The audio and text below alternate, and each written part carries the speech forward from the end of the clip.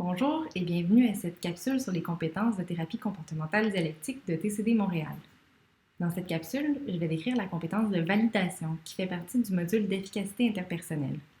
Les compétences d'efficacité interpersonnelle sont utiles pour bâtir des relations, renforcer les relations que vous avez déjà et pour gérer les conflits. En apprenant les compétences qui permettent d'emprunter la voie du milieu, vous apprendrez à équilibrer l'acceptation et le changement dans les relations. La validation fait partie de ces compétences. D'abord, qu'est-ce que la validation? C'est de trouver la parcelle de vérité dans l'expérience de l'autre. C'est de reconnaître que les comportements ont des causes et sont donc compréhensibles. Bref, c'est de reconnaître que son expérience et celle des autres sont vraies et compréhensibles. Par contre, ça ne signifie pas forcément qu'on doit être d'accord avec l'autre personne. C'est important de ne pas valider ce qui n'est pas valide.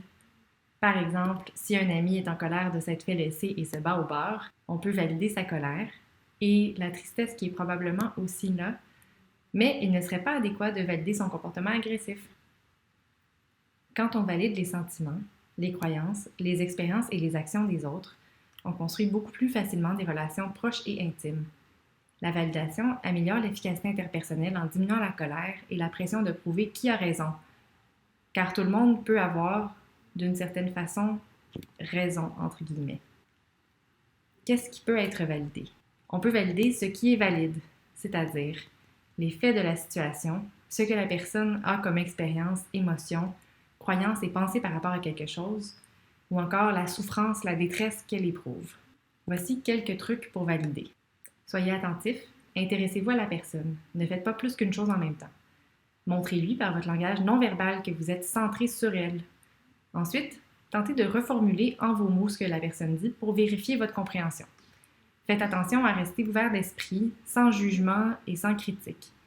Vérifiez les faits et acceptez d'être corrigé au besoin.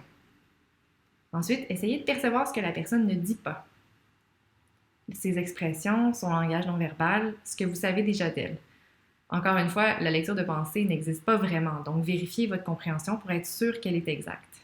Ensuite, essayez de chercher les raisons qui font que la personne pense ou agit d'une certaine façon. Essayez de vous baser sur ce que vous savez d'elle en pensant à ses expériences antérieures, à sa situation actuelle et à son état mental ou physique. Après avoir fait cela, cherchez la parcelle de vérité. En quoi est-ce que les émotions, les pensées et les actions de la personne sont des réponses valides ou compréhensibles? Et enfin, restez vous-même. Traitez l'autre comme un égal, digne de respect, sans le rabaisser. La validation, ce n'est pas juste pour les autres.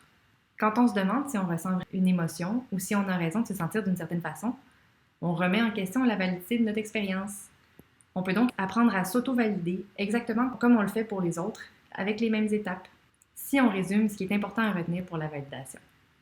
Chaque réponse émotionnelle ou comportementale a un sens. Il suffit seulement de le trouver. Cependant, valider n'égale pas être d'accord ou apprécier. Ne valider que ce qui est valide. Merci d'avoir pris le temps de regarder cette capsule. Je vous encourage à aller trouver les autres qui sont disponibles sur TCD Montréal.